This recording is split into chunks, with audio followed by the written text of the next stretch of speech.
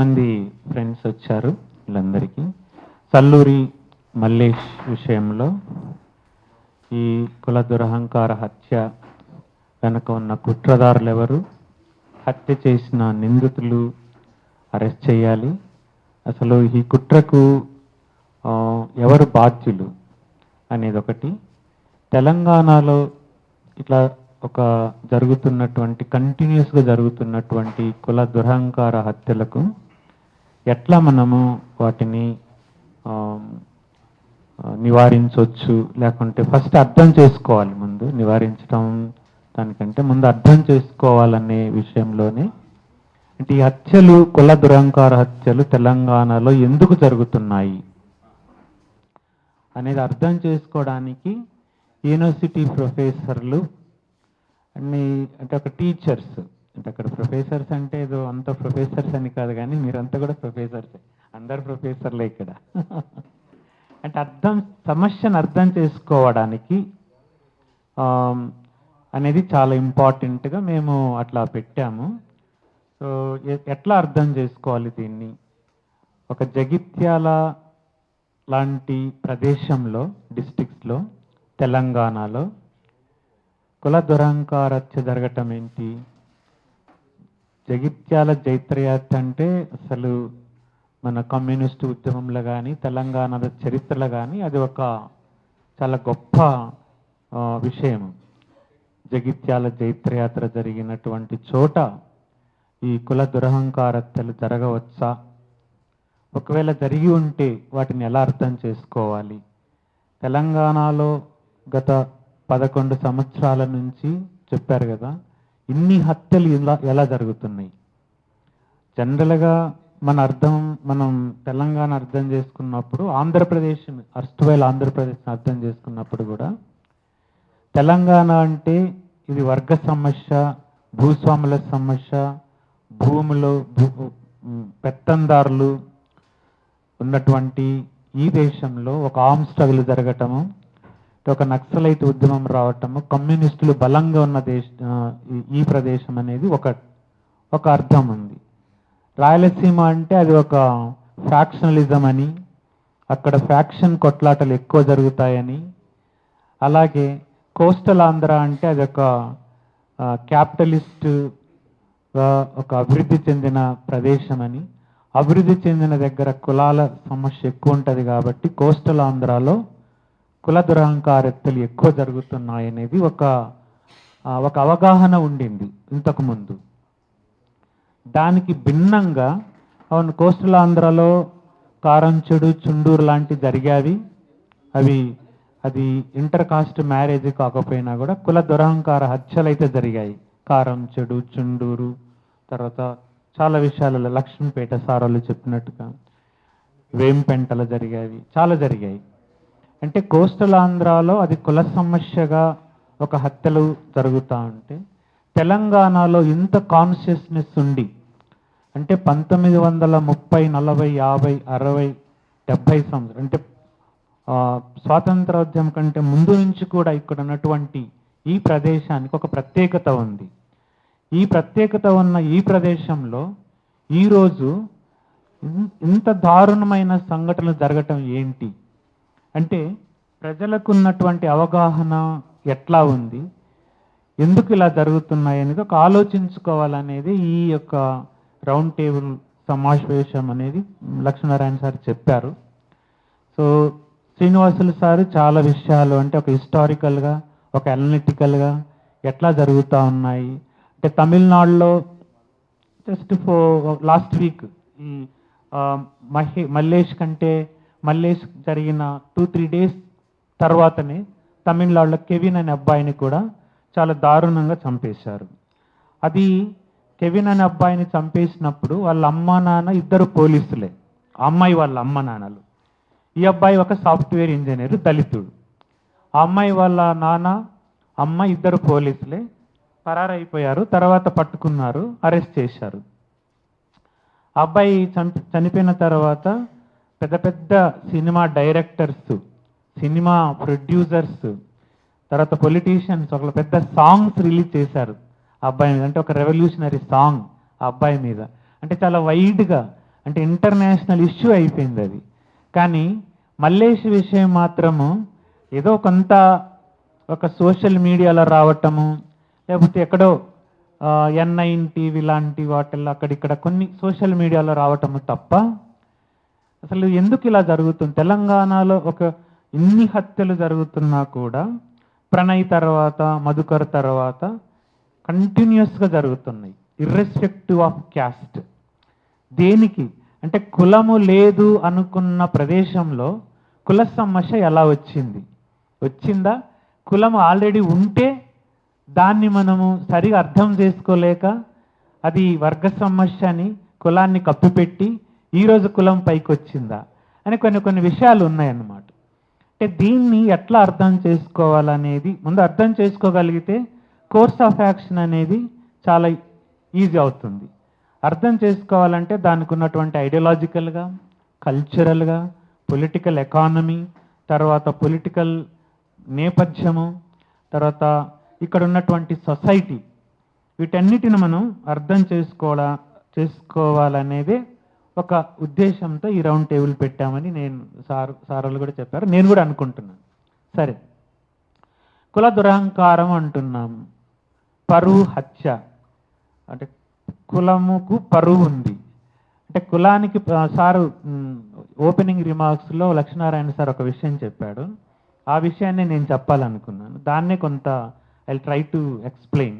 అంటే మనకు జరుగుతున్నాయి కానీ అంటే కులాన్ని ఎట్లా అంటే దాని మెకానిజమ్స్ అంబేద్కర్ అన్నట్టు ఆయన ఎప్పుడో 30s రాశారు, జెనసిస్ అండ్ మెకానిజమ్స్. కానీ కులం యొక్క మెకానిజమ్స్ అనేవి ఎట్లా చేంజ్ అవుతున్నాయి, ఆ మెకానిజంలో ఏ పార్ట్స్ అంటే ప్యాట్రన్స్ ఆఫ్ వయలెన్స్ సార్ అన్నారు, శ్రీనివాసులు సార్ అన్నాడు, లక్ష్మీనారాయణ సార్ కూడా అన్నారు. ప్యాట్రన్స్ ఆఫ్ వయలెన్స్ అనేది ఒక డార్క్ మ్యాటర్గా ఉంది కులంలో. అంటే అది ఎప్పుడు బయటపడుతుంది అని. ప్రేమ వివాహాలు జరిగాయి, అంటే కులాంతర ప్రేమ వివాహాలు చాలా జరిగాయి, వాళ్ళందరి దగ్గర వయలెన్స్ లేదు, చంపుకోలేదు. అట్లని కులాంతర వివాహాలు అన్నీ వయలెన్స్తో ఎండ్ కాలేదు. కానీ చాలా మటుకు కులాంతర వివాహాలు వయలెన్స్తో ఎండ్ అవుతున్నాయి. ఎందుకు అంటే what is that pattern? Lakshminarayana sir morning రీఓపెనింగ్లో హింస అనేది దైవికమైందన్నమాట. అది చాలా ఇంపార్టెంట్. హింస అనేది ఈ కులంలో ఒక దైవత్వాన్ని పొందుతుంది. అది అంటే కులానికి ఉన్నటువంటి 3 ఉన్నాయి. కులానికి ఉన్నటువంటి మెకానిజంలో అంబేద్కర్ చెప్పినట్టు, అంటే తెలుగులో నేను ట్రాన్స్లేషన్, హైరార్కీ ఒకటి, hereditary, purity and pollution. Purity and pollution అనేది అంటే పవిత్రత, అపవిత్రత. ఇది చాలా ఇంపార్టెంట్ ఉంది. అంటే పవిత్రత, అపవిత్రత అనేది ఎవరు చేశారు, ఎట్లా చేశారంటే అది దైవికం అన్నమాట. ఈ పవిత్రత, అపవిత్రత అనేది ఇక్కడ దైవికం. ఎట్లా అంటే ఒక ఉదాహరణ చెప్తాను. చుండూరులో దళితులను చంపినప్పుడు పేరు వద్దు కానీ ఒక పెద్ద ఒక ఏమంటారు రిలీజియస్ గురువు అన్నమాట. రిలీజియస్ గురువు అయిన ఏమంటే బాబా ఏమన్నాడంటే చుండూరులో దళితులు 10 మంది చంపేశారు. అది చంపడాన్ని ఆయన జస్టిఫై చేశాడు. ఇది 91లో. అదే కంటిన్యూషన్ జరుగుతుంది. ఎక్కడ చూసుకున్న భారతదేశంలో కులాంతర వివాహాలు కానీ కుల సమస్యతలు ఎక్కడ జరిగినా కూడా ఇదే అప్లై అవుతుంది అనేది చాలా. ఏంటి ఆయన చెప్పింది? దుష్ట శిక్షణ, శిష్ట రక్షణ. దుష్టులు ఎవరు ఇక్కడ అంటే ఈ హైరార్కీ, ప్యూరిటీ, తర్వాత హెరిడిటరీ ఇవన్నీ ఉన్నాయి కదా. అంటే డామినెన్స్, మన ఇప్పుడున్న భాషలో హెజిమనీ, డామినెన్సీ. ఎప్పుడైతే కులానికి ఒక చెడ్డ అలవాటు ఉంది, ప్రోగ్రెస్ అనేది కులానికి ఇంజస్టిస్ అన్నమాట. అది కులం ఎప్పుడైనా ఏదైనా ఒక ప్రోగ్రెసివ్, ఒక డెమోక్రసీ కానీ, ఒక రైట్స్ కానీ, ఒక మంచి లా కానీ వస్తుందంటే కులానికి ఏం ఫీల్ అవుతుంది? ఇంజస్టిస్ జరుగుతుంది నాకు అనుకుంటుంది కులం. వేరే వాళ్ళకు జస్టిస్ జరిగితే కులం ఏమనుకుంటుందంటే నాకు ఇంజస్టిస్ జరుగుతుంది, అంటే నా హెరిడిటీ పోతుంది, నా కుల ఆధిపత్యం పోతుంది, తర్వాత నాకున్నటువంటి పవర్ పోతుంది, కాబట్టి నాకు ఇంజస్టిస్ జరుగుతుంది. నాకు ఇంజస్టిస్ జరిగినప్పుడు ఎవరు రావాలి? ఎక్కడో ఒక ఆయన మేఘాలలో ఉంటాడు, గాడ్ అన్నమాట. గాడ్ చూస్తుంటాడు, ఓహో ఇంజస్టిస్ జరుగుతుంది కాబట్టి కిందికి రావాలన్నమాట. ఆయన మేఘాలు చీల్చుకొని ఈ దుష్టులను శిక్షించాలి. అంటే నాకు ఒక దళితుడు ఉన్నాడు. దళిత అబ్బాయి మల్లేష్ చదువుకున్నాడు. కులానికి చదువు వద్దు, సరే చదువుకున్నాడు, అంతవరకు ఓకే. సంపాదిస్తున్నాడు, బాగా డబ్బు సంపాదిస్తున్నాడు, కష్టపడి పనిచేస్తున్నాడు. కష్టపడి పని చేయటం కూడా కులానికి ఇష్టం లేదు అన్నమాట. అంటే ఒక అనగారిగిన కులాల వాళ్ళు ఎట్లా ఉండాలి అనేది కులం నిర్ణయిస్తుంది కదా.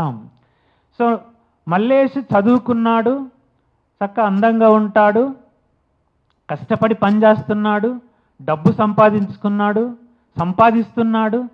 అంటే మేము తెలుసుకున్నది ఏంటంటే ఆ ఊర్లో ఒక దళితుడికి ఒక ఏ కులం వాళ్ళైనా కూడా 10 రూపాయలు డబ్బులు ఇస్తారంట అతనికి బాకీ కావాలంటే.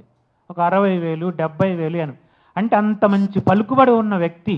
అతని వయస్సు ఎంత? 22 సంవత్సరాలు 20 సంవత్సరాలు అంతే. అంత వయస్సులో ఏ కులం వాళ్ళ దగ్గరికి వెళ్ళినా కూడా డబ్బు అడిగితే అతనికి ఇస్తాను. అంటే కష్టపడుతున్నాడు కదా.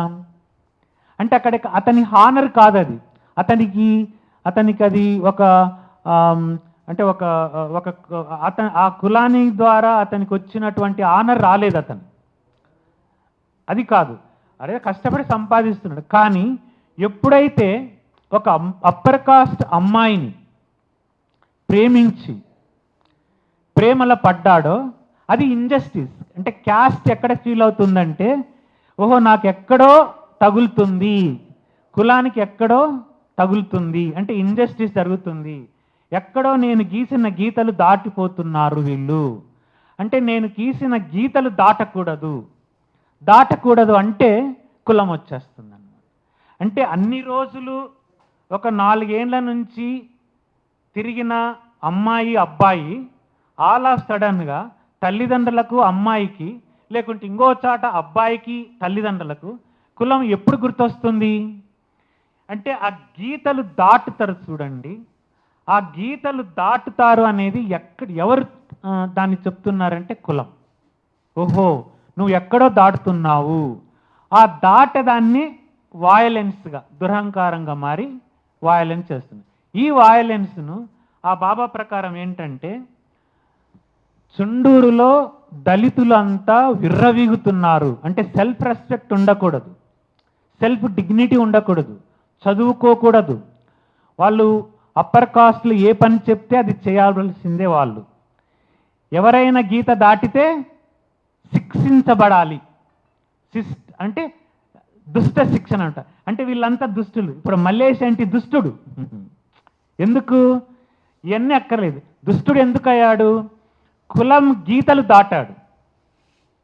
ప్రేమ మంచిదే కదా, ప్రోగ్రెస్ అంటే డెవలప్మెంట్ మంచిదే కదా, చదువు మంచిదే, రైట్స్ మంచివే, డెమోక్రసీ మంచివే.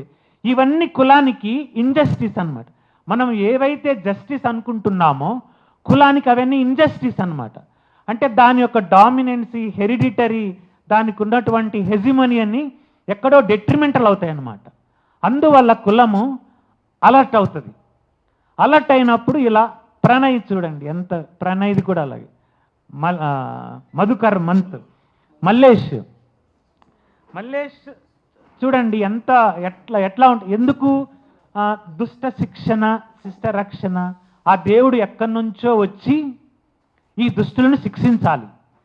శిక్షించడం దేనికి అంటే వీళ్ళను కాపాడాలి. ఒక కులం ముసుగులో వీళ్ళను కాపాడాలి. చెప్తున్నాను. మేము వెళ్ళాం కిషన్ రావుపేటకు వెళ్ళాం.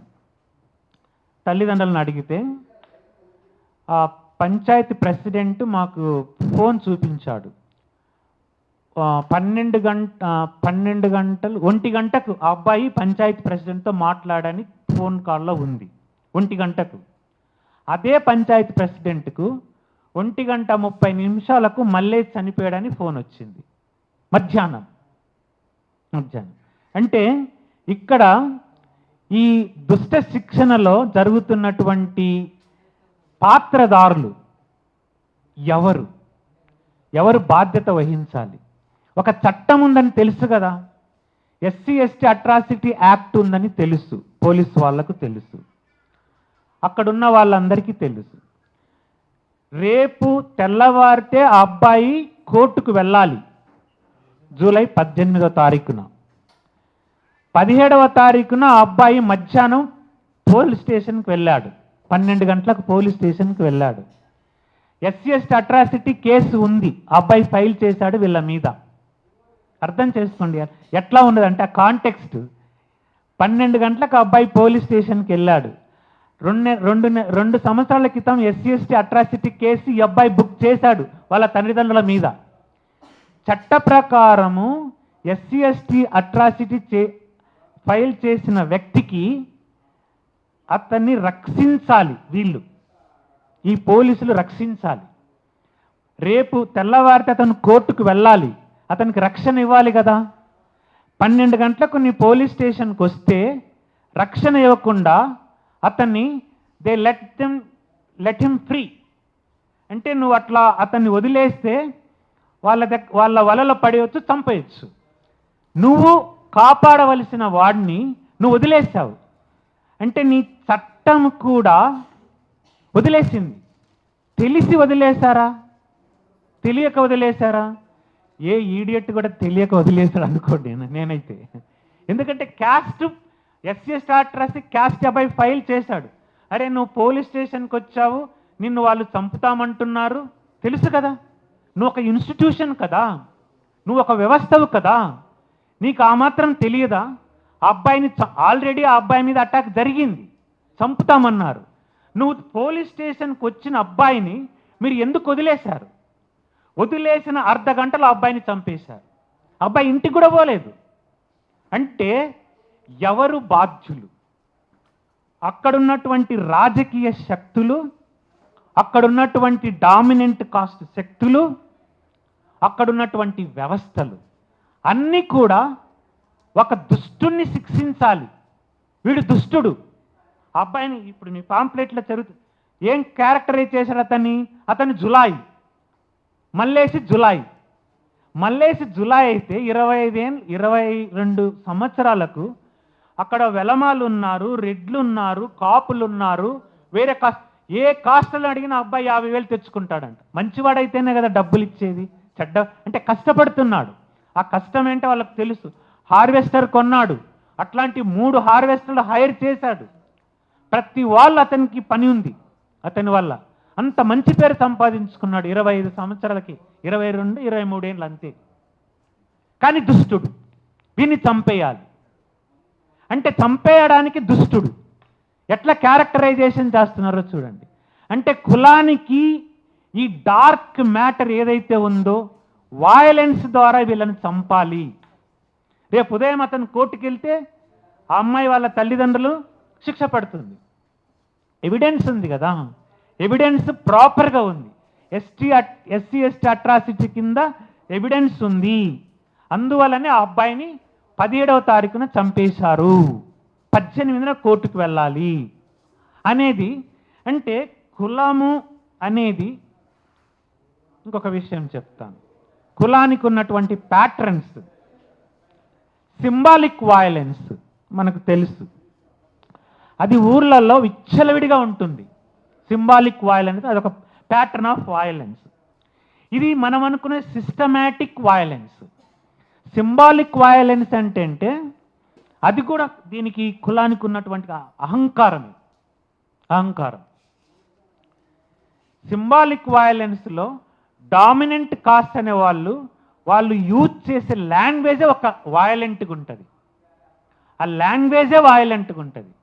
ఎవరిని కూడా ఒక ఆనర్గా వాళ్ళని అడ్రస్ చెయ్యరు, డిజానరే ఉంటుంది వాళ్ళు అడ్రస్ చేసేటప్పుడు. That is called symbolic violence. అంటే ఆ వయలెన్స్ ఆ భాషలోనే వాళ్ళు ఒక టెర్రర్ క్రియేట్ చేస్తారు వీళ్ళల్లో. అంటే వాళ్ళు అంటే ఇంక తెలంగాణలో ఇంక మనం ఎట్లా చెప్పాలి అని అంటే అందుకనే కదా నీ బాంచందొర అనేది. అంటే నీ బాంచందొర అంటే ఆ డామినెంట్ కాస్ట్కు ఉన్నటువంటి టెర్రర్కు భరించలేక నీ బాంచందొర సబార్డినేషన్. అది సింబాలిక్ వయలెన్స్. అంటే లాంగ్వేజ్లోనే వాళ్ళు లాంగ్వేజ్తోనే భాషతోనే సగం వయలెన్స్ క్రియేట్ చేస్తారు. ఇంకా ఫిజికల్ ఎలిమినేషన్ అనేది ఇంకా ఇది సిస్టమేటిక్గా అన్ని ఇన్స్టిట్యూషన్స్ అన్నీ వచ్చేస్తాయి, కరెక్ట్గా వస్తాయి. పోలీస్ ఆఫీసర్ ఏం చెప్పాడు, నాకు పని ఉంది, నువ్వు కావాలంటే ఉండు లేకపోతే వెళ్ళిపో. అంటే ఎంత నెగ్లిజెన్స్గా. రేపు ఆ అబ్బాయి కోర్టుకు రావాలి, ఆ అబ్బాయికి థ్రెట్ ఉంది, వీళ్ళు వదిలేస్తే వాళ్ళు రెడీగా ఉన్నారు తీసుకెళ్ళి చంపేశారు. నువ్వు అంత నెగ్లెక్ట్గా నువ్వు అక్కడ కనీసము అక్కడ ఉన్నటువంటి ఆఫీసర్స్, అరే నువ్వు పోవద్దు, నువ్వు ఇక్కడే ఉండు, మేము నీకు సెక్యూరిటీ ఇవ్వాలి, SC/ST అట్రాసిటీ ప్రకారం ఆ అబ్బాయికి సెక్యూరిటీ ఇవ్వాలి, నీ దయదాక్షిణ్యం కాదు, చట్ట ప్రకారమే ఇవ్వాలి, కానీ నువ్వు అతన్ని వదిలేస్తావు, వాళ్ళు పట్టుకొని చంపేశారు. అంటే ఇవన్నీ ఈ సిస్టమాటిక్ వయలెన్స్లో సింబాలిక్ వయలెన్స్తో పాటు సిస్టమాటిక్ వయలెన్స్ జరుగుతున్నది. కాబట్టి క్యాస్ట్, కులము, ఆ దురహంకారం, అంటే ఆనర్, అంటే ఇది ఆనర్ యాక్చువల్గా అది ఆనర్ కాదు. యాక్చువల్గా ఆనర్ అనేది చాలా యూస్లెస్ వర్డ్. అది మా గౌరవం పోతుంది అనేది. గౌరవం, ప్రేమకు గౌరవం ఏముంటుంది? ప్రేమ చదువుకుంటే ఇంకా నువ్వు బాగా మరి డబ్బు సంపాదిస్తే గౌరవం ఉండాలి కదా నీ లెక్క ప్రకారం. మరి చదువుకున్నాడు కదా, ఆ అబ్బాయికి గౌరవం ఉంది కదా. అంటే కులానికున్న గౌరవము దళితులు దాన్ని అగౌరవపరుస్తున్నారు, అంటే గీట దాటిపోతున్నారు.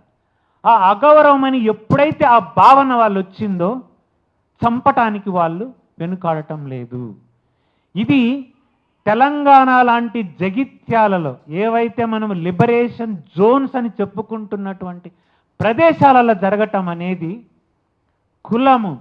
ఒక విషయం చెప్తాను, ఈ దేశంలో ల్యాండ్ రిఫార్మ్స్ యాక్ట్స్ ఉన్నాయి, తర్వాత ఉమెన్స్ చాలా యాక్ట్స్ ఉన్నాయి. ఆ యాక్ట్స్ అన్నిటిని మనం పట్టించుకోవటం లేదు, కొన్నిటిని పట్టించుకుంటున్నాం. SC/ST యాక్ట్, సరే అది బూర్జువా యాక్టే అనుకుందాం, అది ఏదో ఒక రాజ్యం ఇచ్చిన చట్టమే అనుకుందాం. కానీ ఆ చట్టాన్ని ఈ తెలంగాణలో మన ఆంధ్రాలో దాన్ని ఎంతవరకు మనం ప్రాపగేట్ చేయగలిగాము? సార్ అన్నాడు ఇందాక శ్రీనివాసులు సారు, తమిళనాడులో అయితే SC/ST అట్రాసిటీ యాక్ట్కు వ్యతిరేకంగా మూమెంట్ జరుగుతుంది. వాళ్ళ స్లోగన్ ఏంటంటే, మీరు రిజర్వేషన్స్ అడిగారు, మేము రిజర్వేషన్స్ ఇచ్చాం, మీరు అంతలోనే ఉండండి. నువ్వు రిజర్వేషన్ తీసుకొని జాబు తెచ్చుకొని నువ్వు ఈరోజు మా అమ్మాయిని కావాలంటే మేము ఎందుకు ఒప్పుకుంటాము? ఇది వాళ్ళ demand. I'm not saying, you go and ask, it's return, articles have been return on this. Yesterday you asked reservation, we gave you reservation. Today you are asking our daughter. అంటే చూడండి ఎట్లా ఉంది. నువ్వు రిజర్వేషన్ తెచ్చుకొని కొత్త బట్టలు వేసుకొని మంచి బట్టలు వేసుకొని మా అమ్మాయిలను అడుగుతున్నావు నువ్వు. సో మేము అమ్మాయిలు అడుగుతున్నావు, మేము అడిగితే నువ్వు SC/ST అట్రాసిటీ కేసు పెడుతున్నావు మా మీద. సో అసలు దీని అంతటికి కారణము అంటే ఒక ప్రోగ్రెసివ్, ఒక డెవలప్మెంటు, ఒక డెమోక్రటైజేషను, ఒక రైట్స్, ఇవన్నీ కాస్ట్కి డెట్రిమెంటల్. కాస్ట్ వీటన్నిటిను కొట్టిపడేస్తుంది. అందువల్ల నువ్వు మా అమ్మాయిని అడుగుతున్నావు. సో నువ్వు మా అమ్మాయిని అడుగుతున్నావు, ఎప్పుడైతే మేము నిన్ను అడుగుతామో నువ్వేం చేస్తున్నావు? SC/ST అట్రాసిటీ యాక్ట్ మా మీద పెడుతున్నావు. అసలు యాక్టే లేకుంటే తమిళనాడులో జరుగుతుంది ఈరోజు ఉద్యమం, ఉత్తరప్రదేశ్లో జరుగుతుంది. 11 మందిని చంపేశారు. SC/ST అట్రాసిటీని అమెండ్ చేయాలంటే దళితులు పోరాడితే డే లైట్లో 11 మందిని కాల్చి చంపేశారు ఉత్తరప్రదేశ్లో. తమిళనాడులో అయితే SC/ST అట్రాసిటీని వద్దు, అసలు వద్దు యాక్ట్ అని అంటున్నారు. కులానికి ఉన్నటువంటి దురహంకారం ఎంతవరకు వెళ్తుందంటే ఒక చట్టాన్ని కూడా లెక్క చేయదన్నమాట కులం. ఆ కులానికి ఉన్నటువంటి అంబేద్కర్ అన్నటువంటి ఆ మెకానిజమ్స్ ఈరోజు మారుతున్నాయి.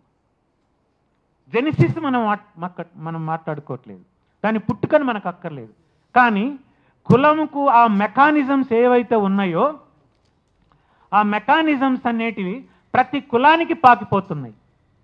సరే, ఆ అబ్బాయి రెడ్డి కాదు, కాపు, రెడ్డి అని పెట్టుకున్నారు, పేరు పెట్టుకున్నారు. నువ్వు కాపు రెడ్డి అని పేరు పెట్టుకున్నావు దేనికోసము అంటే కుల అహంకారం సంపాదించుకుంటున్నావు. వీడు చదువుకొని డబ్బు సంపాదించి ప్రేమల పడకూడదు, అది తప్పు. నువ్వు ఒక శూద్ర కాస్ట్ అయినా కూడా రెడ్డి టైటిల్ పెట్టుకోవచ్చు, అది తప్పు కాదు. మెకానిజమ్స్ చూడండి ఎట్లా చేంజ్ అవుతున్నాయో. ఈరోజు జరుగుతున్నది అదే మన భారతదేశంలో, ఇక్కడ ప్రతి చోట జరుగుతున్నది అది.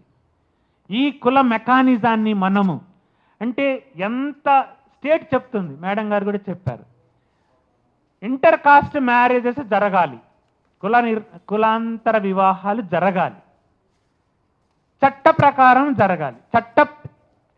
చట్ట ప్రకారం జరిగేటనేది అది నాకైతే చట్ట ప్రకారం జరిగితే మంచిదే. అంబేద్కర్ కూడా అలా అనేం చెప్పలేదు. కులాంతర వివాహాలు కులాన్ని నాశనం చేస్తాయని అంబేద్కర్ కూడా చెప్పలేదు. కులాంతర వివాహాలు, పంక్తి భోజనాలు అంటే inter caste marriages, inter dinings, మనం కలవటం అనేది కులాన్ని నాశనం చేయవు. వాటిని దాటిపోవాలి అని అంటే కులాంతర వివాహాలు ఎందుకు అని అంటే కులంలో ఉన్నటువంటి ఒక అంశం ప్యూరిటీ, ఇంప్యూరిటీ అనేది ఉంది కులంలో. అది రేస్ కంటే చాలా దుర్మార్గమైంది. రేస్ ఉంది కదా వెస్ట్రన్ సొసైటీలో, అంతకంటే దుర్మార్గమైంది. కాబట్టి అక్కడ బ్లడ్ కంటామినేషన్ కాకూడదు. రేస్ జాతివాదంలో బ్లడ్ కంటామినేషన్ కాకూడదు, అది వాళ్ళకున్నటువంటి అహంకారం. కులానికి అంతకంటే దుర్మార్గమైంది ఇక్కడ కూడా ఉంది, బ్లడ్ కంటామినేషన్ కాకూడదు, ప్యూరిటీ ఇంప్యూరిటీ. టచ్ చేస్తే ఒక ఇంప్యూరిటీ, ఇంకా బ్లడ్ కలిసి ఇంకా ఘోరం అన్నమాట. అంటే రేస్ కంటే దారుణమైన మెకానిజం ఉంది కులంలో. అదే బ్లడ్ ఇంప్యూర్ కాకూడదు, బ్లడ్ ప్యూరిటీగా ఉండాలి, జాతి అహంకారం. మరి నువ్వు ఒక శూద్రుడిగా ఉండి ఎలివేట్ చేసుకుంటున్నావు కదా, ఒక కాపుగా ఉండి రెడ్డిగా పెట్టుకుంటున్నావు. సరే పెట్టుకో, అంటే అక్కడ బ్లడ్ కంటామినేషన్ కాదనమాట, హానర్ వస్తుందన్నమాట. కానీ ఒక దళితుడు ఆ అమ్మాయిని ప్రేమిస్తే అక్కడ ప్రాబ్లం. కులానికి ఉన్నటువంటి రూట్స్ కట్ అవుతాయి. సరే, అది ఆ మెకానిజాన్ని అంబేద్కర్ కూడా అంత మాత్రం చేత కుల నిర్మూలన జరగదు. కులాంతర వివాహాలు జరగాలి, చాలా విరివిగా జరగాలి, కావాలని మనం కోరుకుంటున్నాం. కానీ అవి ఒక చట్టబద్ధంగా జరిగితే కాదు.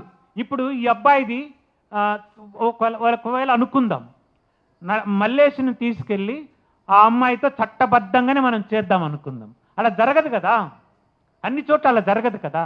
ఎప్పుడు ఎవరు ప్రేమలో పడతారో తెలియదు కదా. ఈ భారతదేశంలో విశాల ఎన్నో విలేజెస్, కొన్ని వందల విలేజెస్, వేల విలేజెస్ ఉన్నాయి. ఏ అమ్మాయి ఏ అబ్బాయితో, ఏ కాస్ట్ అబ్బాయితో, ఏ అమ్మాయితో, మా దగ్గర మా యూనివర్సిటీ వెనకాల ఒక వైశ్యుడు ఒక రెడ్డి అమ్మాయిని ప్రేమించాడు. రెడ్లు వైశ్యుని చంపేశారు పట్టపగలే, గచ్చిబౌలి దగ్గర. సారే దాంట్లో ఉన్నారు.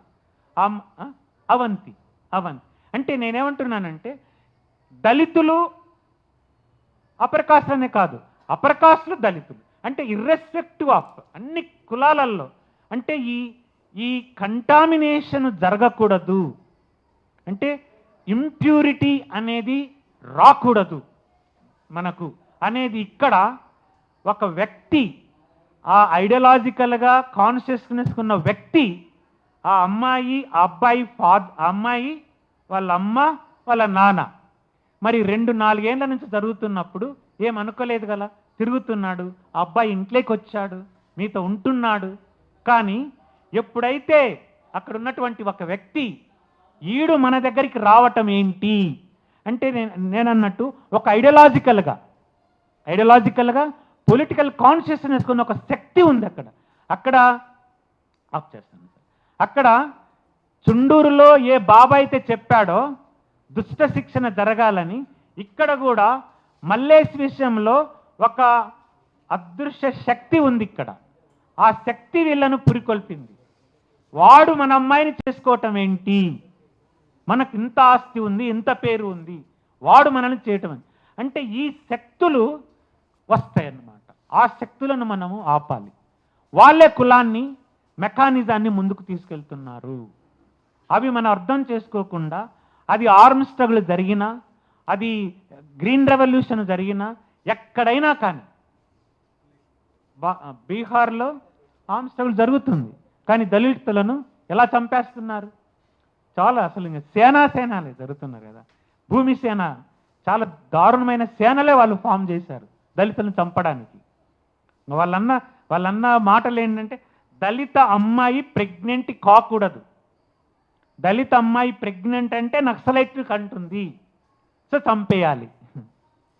ఈరోజు కూడా ఏమంటున్నారు, ఇట్లా మాట్లాడితే ఓ వీళ్ళంతా లెఫ్టిస్టులు, కులానికి వ్యతిరేకంగా మాట్లాడితే లెఫ్టిస్టులు, కులానికి వ్యతిరేకంగా మాట్లాడితే మార్క్సిస్టులు, అర్బన్ నక్సలైట్లు, లేకుంటే రోహింగ్యాలు, ఇంకా ఏమనుకోవాలి మనం?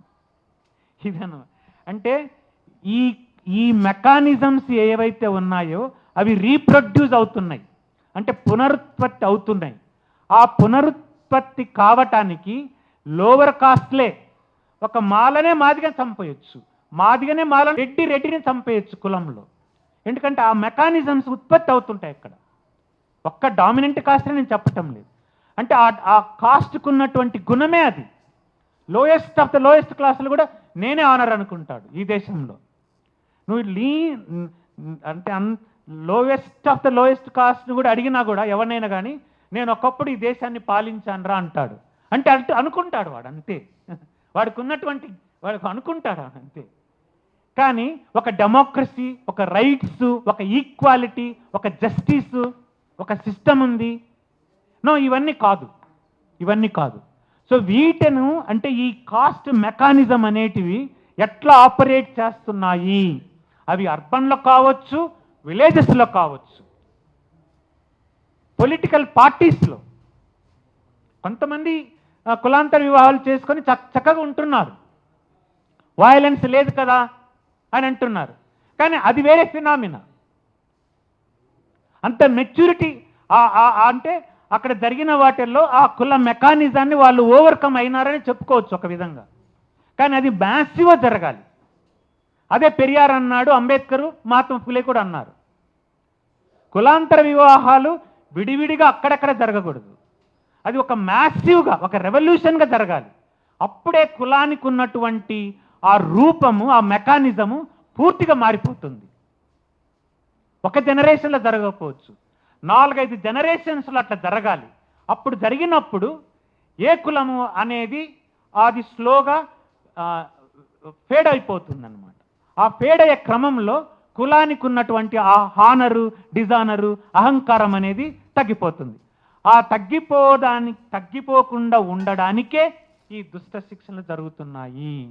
దేవుడు వచ్చి వాళ్ళని శిక్షిస్తున్నాడు. అంటే ఈ దేవుడు ఏ దేవుడు? అక్కడ ఒక రాజకీయ దేవుడు ఉన్నాడు, ఒక పోలీసు దేవుడు ఉన్నాడు, ఒక కుల సంఘ దేవుడు ఉన్నాడు.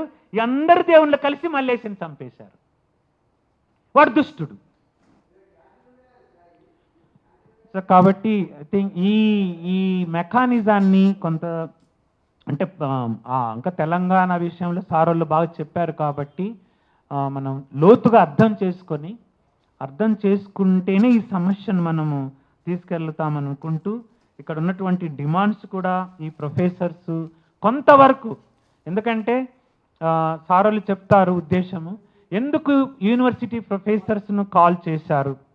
చాలా సంఘాలు ఉన్నాయి కదా, చాలామంది ఉన్నారు కదా, ఎందుకు వాళ్ళు చేయవలసింది యూనివర్సిటీ ప్రొఫెసర్స్ అంటే, మాకున్నటువంటి ఒకటి సారోళ్ళు అగ్రి అవుతారు, ఈ తెలంగాణలో మళ్ళీ చెప్తున్నాను, ఇంత ప్రోగ్రెసివ్ జరుగుతున్నటువంటి, ఇన్ని ఉద్యమాల గడ్డైనటువంటి ఈ తెలంగాణలో కుల అహంకార హత్యలు ఎలా జరుగుతున్నాయి, ఎందుకు జరుగుతున్నాయి అనేది మనము అర్థం చేసుకోగలిగితే ఒక పెద్ద ఉద్యమం రావచ్చని, దానికి సమాజం అంతా ఒకటిగా రావాలని మేము అనుకుంటూ, అందువల్లనే ఈ కుల దురహంకార హత్యలకు ఈ యూనివర్సిటీ ప్రొఫెసర్స్ అంటే ఐడియాలజికల్గా ఇంకా చాలా ఉన్నాయి చెప్పుకోవచ్చు, కానీ సార్లు చెప్తారు కావాలని ఇక్కడ ఉన్న డిమాండ్స్ను కూడా సల్లూరి మల్లేష్ వాళ్ళ అమ్మ వాళ్ళ నాయన వచ్చారు, వాళ్ళు కూడా చెప్తారు.